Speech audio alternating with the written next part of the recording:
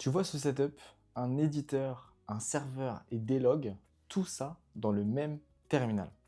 Et si je ferme cette fenêtre-là maintenant, tout sera encore là quand je reviens. Dans cette vidéo, on va monter ça ensemble avec Tmux, de zéro, et à la fin, tu peux reproduire ça chez toi tout simplement. T'as pas besoin d'avoir utilisé Tmux avant.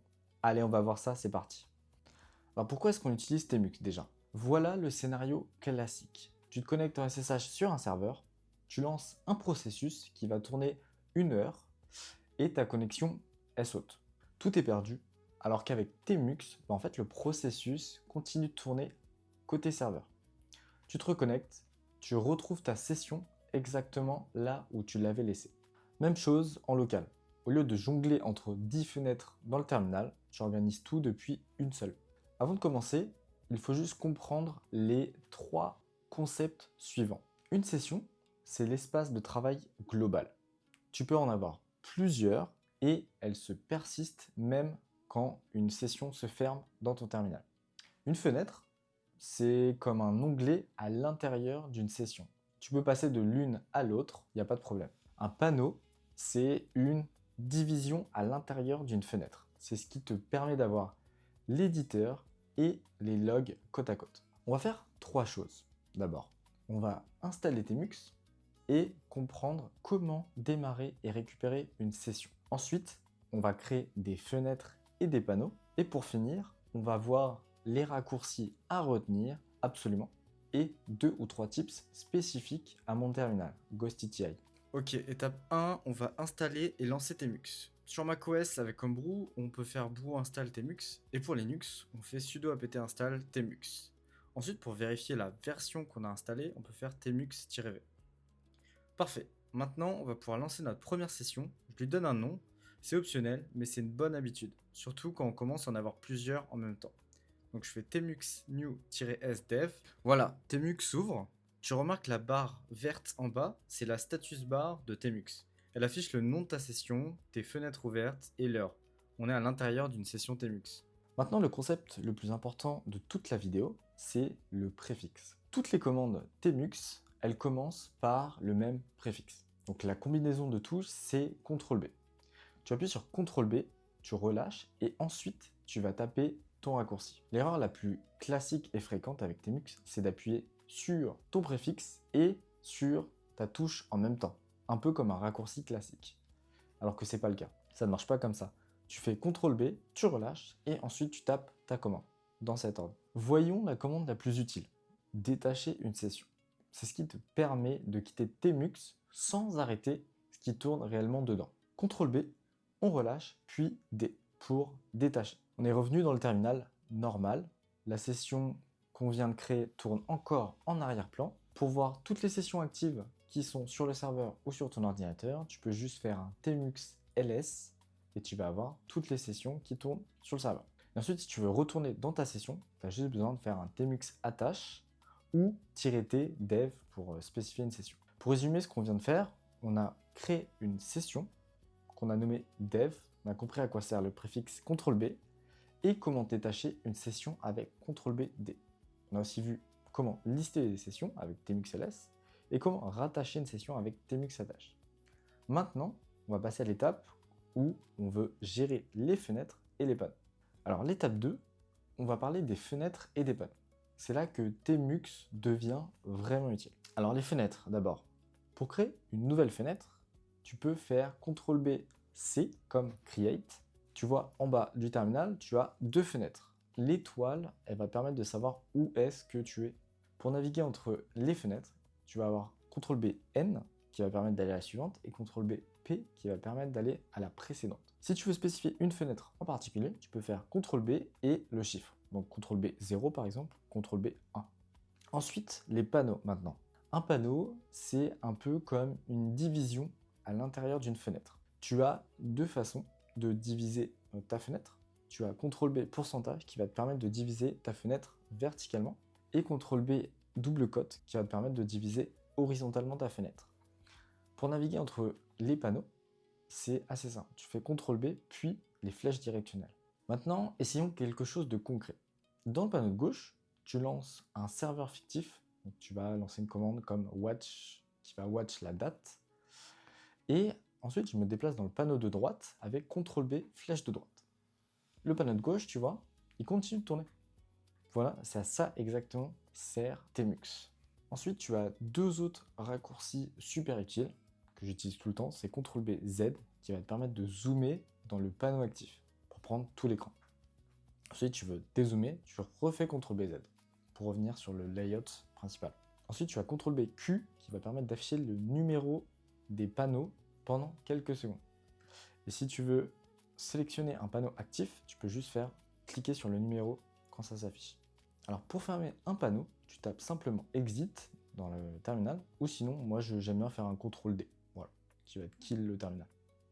Alors, l'étape 3, d'abord, je vais te partager les 5 raccourcis que tu vas vraiment utiliser tous les jours. Donc on les a déjà un peu vus. Tu as CTRL B, D pour détacher une session. Tu as CTRL B, C pour créer une nouvelle fenêtre. Tu as CTRL B, pourcentage pour diviser verticalement. CTRL B, double cote pour diviser horizontalement. Et CTRL B, Z pour zoomer sur le panneau actif. Le reste, tu l'apprendras au fil du temps. Maintenant, les tips avec Ghostity. Si tu utilises Ghostity comme moi, il y a une chose à configurer pour éviter un problème de couleur. Ghostity définit la variable term à xterm Ghostity. Quand Tmux démarre à l'intérieur, il redéfinit cette variable. Et en fait, là, tu vas perdre vraiment des couleurs de Ghostity. Donc, la solution, c'est de configurer le fichier de conf de Tmux et ajouter ces deux lignes-là dedans. La première ligne dit à Tmux d'utiliser 256 couleurs et la deuxième, elle va activer le True Color dans Ghostity.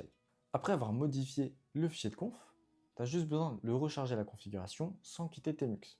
Tu lances la commande tmux source-files avec ton fichier de conf en paramètres. Alors le petit piège, c'est que tu dois lancer cette commande dans Tmux. Sinon, ça marche pas. Tu la tapes depuis l'intérieur d'une session Tmux et tu vas avoir la conf qui va être rechargée. Le deuxième tips pour Ghostity, c'est que tu demandes peut-être pourquoi utiliser Tmux si Ghostity gère déjà les onglets nativement. Eh bien c'est simple. La différence clé, c'est que les onglets Ghostity elles vivent dans ton application. Si Ghostity se ferme demain, en fait tes onglets disparaissent. Tandis que Tmux, lui, tourne toujours côté shell. C'est indépendant de l'interface graphique. En pratique, ça veut dire deux choses. D'abord, en SSH, tu lances Tmux sur ton serveur distant. Si ta connexion elle coupe, ta session elle continue de tourner. Ça, c'est vraiment pratique. Tu te reconnectes, tu fais tmux attache et tu retrouves tout. Ensuite, en local, si tu as besoin de scripts qui lancent des layouts tmux automatiquement, tu peux pas faire ça avec des onglets Ghostity par exemple. Donc en résumé, Ghostity c'est pour le confort visuel local, tandis que tmux c'est un peu pour la persistance et le remote. Alors, l'étape 4. Et là, on rentre dans quelque chose qui est vraiment utile dans un contexte de DevOps SRE. Tmux, il va te permettre de partager une session entre plusieurs utilisateurs sur le même serveur. Concrètement, toi et un collègue, vous voyez exactement le même terminal en temps réel. Tout ce que l'un va taper, en fait, l'autre va pouvoir le voir. C'est ce qu'on appelle du pair debugging ou du pair ops. Et ça change tout sur un incident ou pendant de l'apprentissage. Je vais te montrer deux scénarios. Le scénario 1, on a un seul utilisateur avec plusieurs terminaux. C'est le cas le plus simple. Tu as une session Tmux qui tourne sur le serveur. Tu ouvres un deuxième terminal et tu fais simplement Tmux attache. Et là, tu vas avoir deux sessions qui tournent en même temps sur la même session Tmux. Les deux terminaux affichent exactement la même session. C'est dont je parlais précédemment. Ce que tu tapes dans l'un va apparaître dans l'autre instantanément. Le scénario 2 que j'utilise tous les jours, c'est tu as deux utilisateurs Unix différents sur le même serveur. C'est le cas qui est vraiment intéressant en tant que DevOps. Imaginons que tu as deux comptes. Tu as Eddie et tu as Alex. Tous les deux sont connectés en SSH sur le même serveur. Eddie, il a une session Tmux qui tourne sur le serveur et Alex, il a les droits sudo sur ce serveur. Il peut donc rejoindre la session d'Eddie avec une seule commande. Donc Alex, il a juste besoin de faire un sudo-u Eddie, Tmux attache, et il va pouvoir rejoindre la session Tmux de Eddie. En fait, le sudo dit au système de lancer Tmux en tant qu'Eddie, et ensuite Tmux retrouve automatiquement le socket de la session. Alex est maintenant dans la même session en temps réel que Eddie. Donc les deux utilisateurs voient la même chose et peuvent en fait tous les deux taper des commandes. Ça, c'est super utile.